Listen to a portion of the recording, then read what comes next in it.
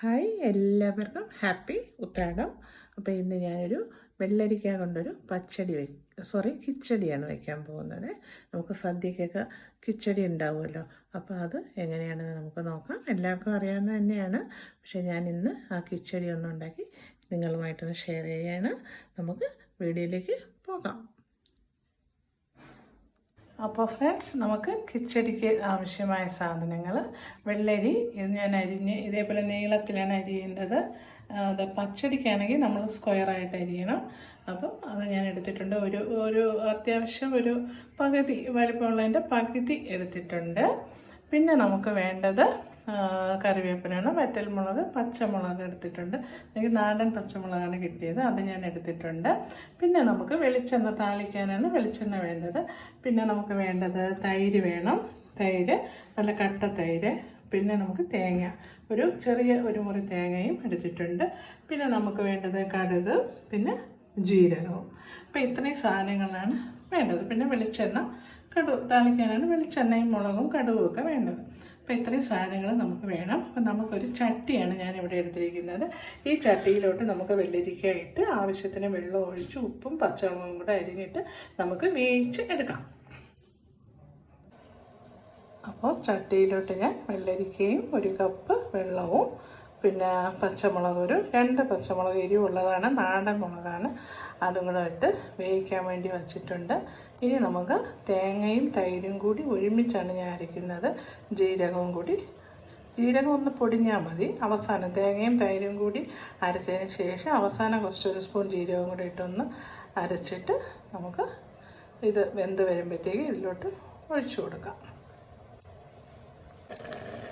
വെള്ളരിക്ക ഏകദേശം വറ്റാറായി വരുന്നുണ്ട്, വെന്ത് വരുന്നുണ്ട്. വെള്ളം നല്ലപോലെ വറ്റി അതിന് ശേഷം നമുക്ക് തീ ഓഫ് ചെയ്തിട്ട് തേങ്ങയും തൈരും കൂടെ അരച്ചത് ഒഴിച്ചു കൊടുക്കാം. ഈ തേങ്ങയും തൈരും കൂടി ഒരുമിച്ച് അരച്ചത് അതിൻ്റെ വെള്ളം കൂടാതിരിക്കാനാണ്. തട്ടിക്ക് അരച്ച് കിട്ടണം. പിന്നെ തൈര് കുറവാണെന്ന് തോന്നിയാൽ നമുക്ക് വേണമെങ്കിൽ പിന്നെ തൈര് ചേർത്ത് കൊടുക്കാം. തൈര് കുറവാണെന്ന് തോന്നിയാൽ ചേർത്ത് കൊടുക്കാം. അപ്പോൾ ഇതാണ് തൈരും തേങ്ങയും ജീരകവും കൂടെ അരച്ചതാണ്. അപ്പോൾ ഇത് നമുക്ക് വഴറ്റിയതിന് ശേഷം തീ ഓഫ് ചെയ്തിട്ട് നമുക്ക് അത് ഒഴിച്ചു കൊടുക്കാം.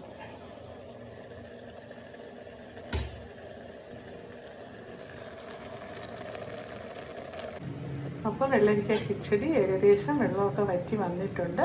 ഇനി നമുക്ക് അരച്ച് വെച്ചിരിക്കുന്ന അരപ്പ് ഒഴിച്ചു കൊടുക്കാം. ഇപ്പോൾ ഞാൻ തീ ഒന്ന് ഓഫ് ചെയ്ത് കൊടുത്തിട്ടുണ്ട്. കാര്യം തൈരും കൂടെ ഉള്ളത് കൊണ്ട് അതുകൊണ്ട് പിരിയാനുള്ള ടെൻഡൻസി വന്നാൽ പാടാണ്. അപ്പോൾ തൈരും കൂടെ ചേർത്ത് ജീരകവും എല്ലാം കൂടി അരച്ചത് നമുക്ക് ഒഴിച്ചു കൊടുക്കാം.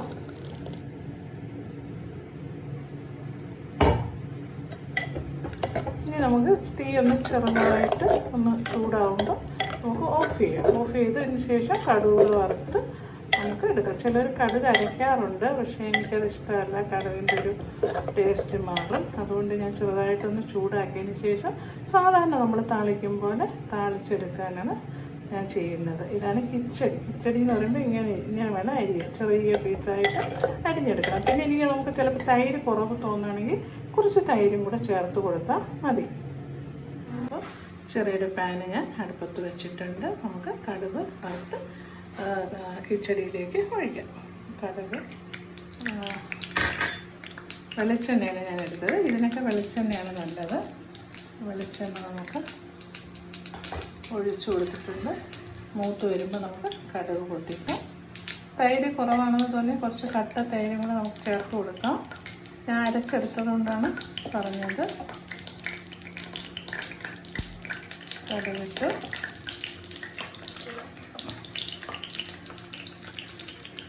കടുക് പൊട്ടുന്നതോടൊപ്പം തന്നെ നമുക്ക് മുളകും കൂടി ഇട്ട് കൊടുക്കാം.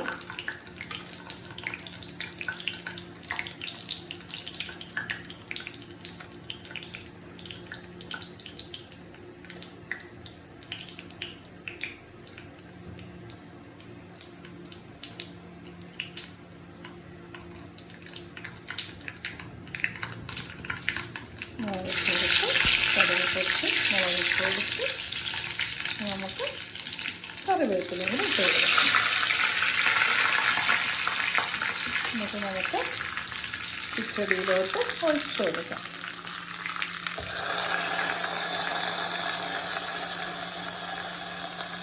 ഇതാണ് നമ്മുടെ കിച്ചടി, വെള്ളരിക്ക കിച്ചടി.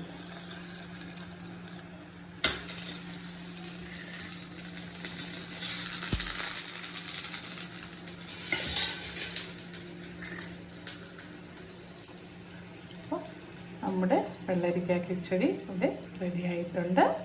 അപ്പോൾ എല്ലാവരും ഇതുപോലെ ചെയ്യാൻ, ട്രിവാൻഡ്രത്തുകാരൊക്കെ ഇതുപോലെ ചെയ്യുന്നതാണ്, ചെയ്ത് നോക്കണം. അപ്പോൾ നാളെ തിരുവോണമാണ്. അപ്പോൾ നാളെ അടുത്തൊരു റെസിപ്പിയുമായി കാണുന്നതായിരിക്കും. എല്ലാവർക്കും ഒരിക്കൽ കൂടി ഓണാശംസകൾ. Tata, bye by. എല്ലാവരും ലൈക്ക് ചെയ്യണം, കമൻറ്റ് ചെയ്യണം, മറക്കരുത്. സബ്സ്ക്രൈബ് ചെയ്യാത്തവർ ചെയ്യണം. അപ്പോൾ എല്ലാവർക്കും അടുത്തൊരു റെസിപ്പിയുമായി കാണുമ്പോൾ tata, bye bye, see U.